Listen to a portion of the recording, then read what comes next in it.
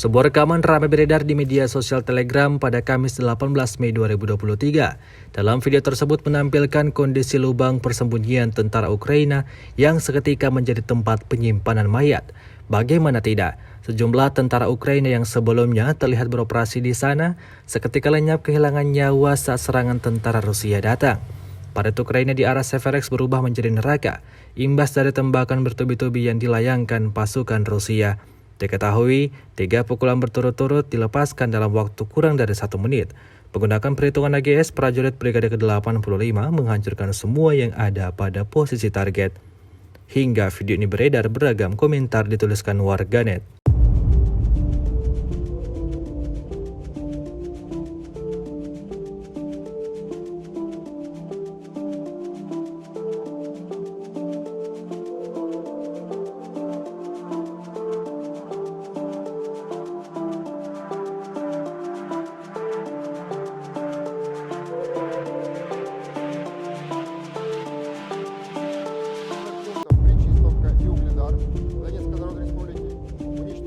Склада артиллерийских боеприпасов 68-й егерской и 72-й механизированной бригады вооруженных сил Украины. Село поражение 86 подразделений. В районах населенных пунктов Владимировка, Кременная Луганской Народной Республики, Табаевка Харьковской области, Никольская Донецкой Народной Республики и Жеребянка